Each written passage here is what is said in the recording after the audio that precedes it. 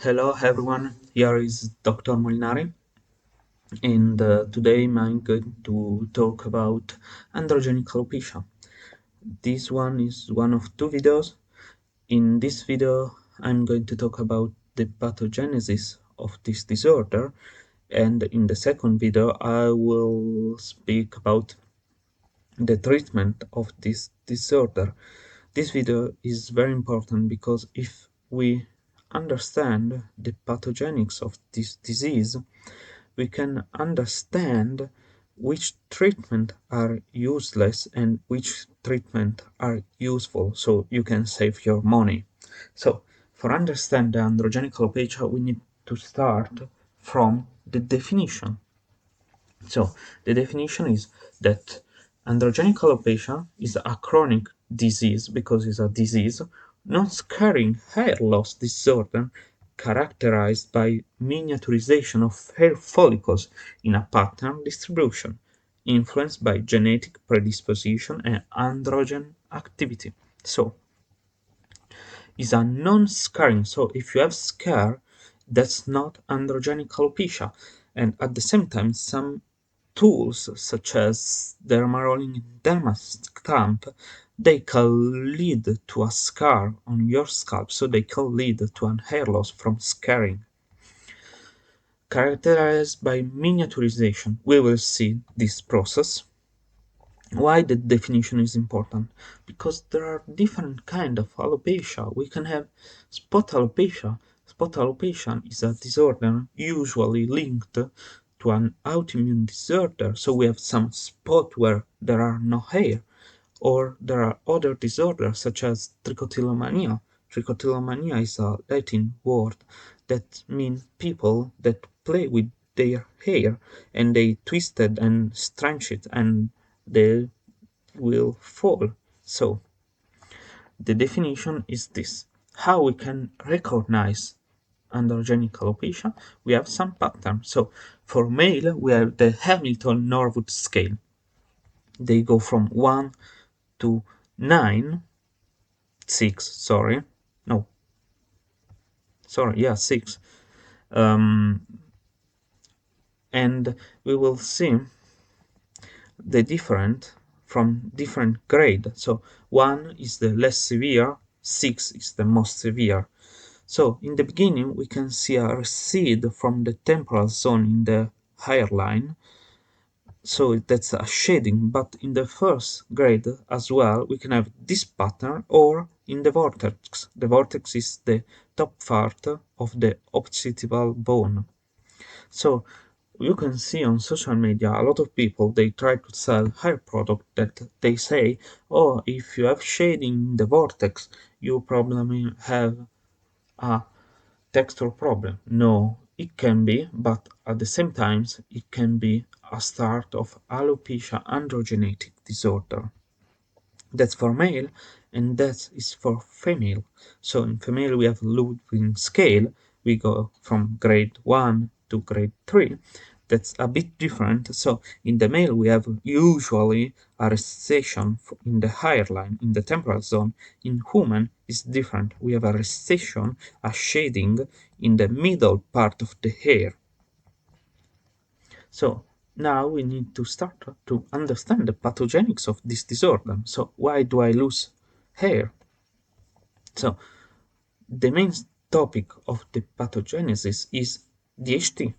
DHT is a hormone derived from testosterone from the enzyme that is 5-alpha reductase. So this part is important because some of our treatment, such as probably DHT blockers such as finasteride and dutasteride, they work on this enzyme.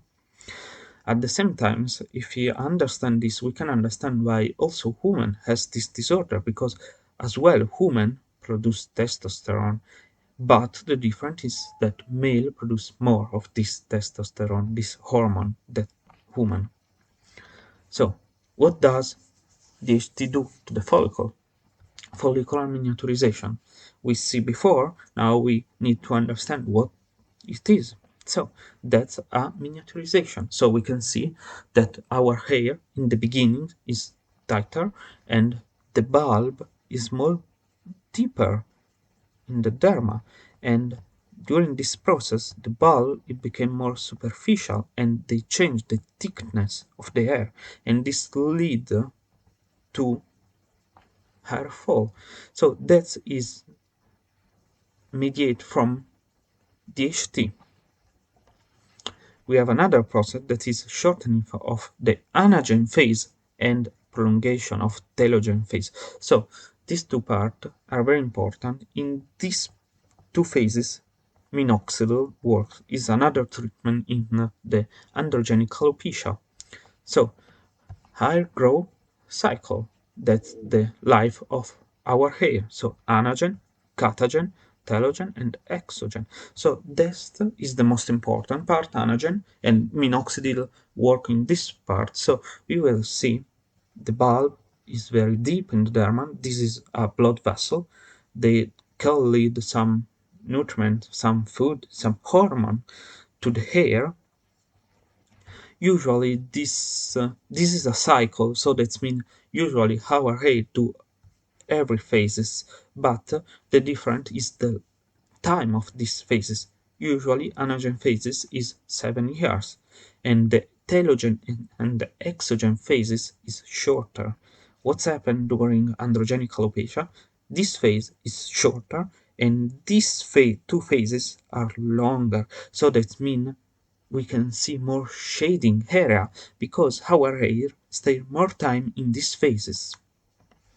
We see actually AGA is the abbreviation of androgenic alopecia, and in this table we can see what's androgenic alopecia and DHT due to the hair cycle.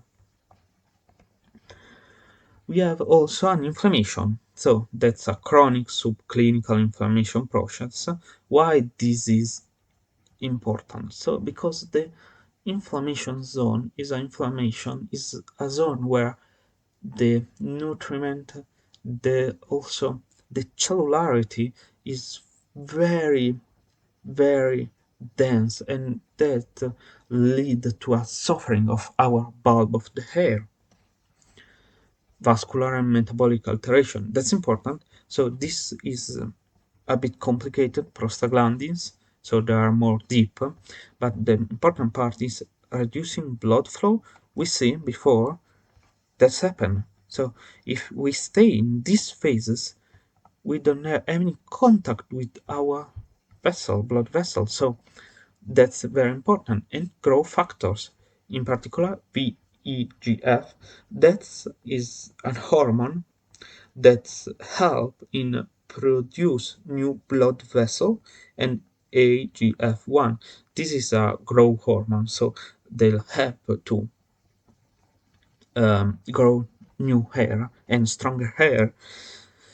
When we do derma stamp, derma roller, we are trying to work on these two phases, but that's just saying. We will better in the next video. We can add this hormone in a lotion. So why we should use derma stamp or derma roller, we will see in the next video.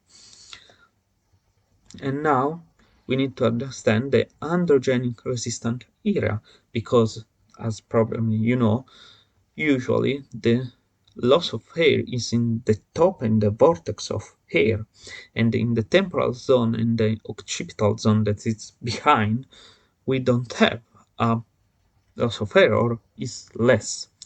So why it change the androgen receptor. So in this part we have more androgen receptor. Androgen is another way to say the receptor that can read, they can understand DHT androgen, or DHT is an androgen hormone. The activity of 5-alpha reductase. In this area we have more activity of this hormone. The conversion. So why we have a conversion of testosterone, the DHT? So we need to understand that the conversion is made in this area. So that means we have a testosterone that is circular, so it can move in our blood vessel in all of our body, and in this zone there are this enzyme that is able to convert in DHT, and DHT lead to shedding and hair loss. Why in the occipital and temporal zone we don't have the shade? Just because we are lower level density, yeah, of this enzyme activity, so that we have less hair loss. That's important because when someone will do or decide to have a transplant, the hair, if the transplant is good, the surgeon is good, the transplant hair that usually is in the front hair and in the vortex, they will not fall because of this. They have lower, they are resistant to DHT and they have lower enzyme, so that's why they don't lose hair. So for today video this is everything. Thank you for watching. I hope I will see you in the next video. For today is everything. Thank you from Dr. Molinari.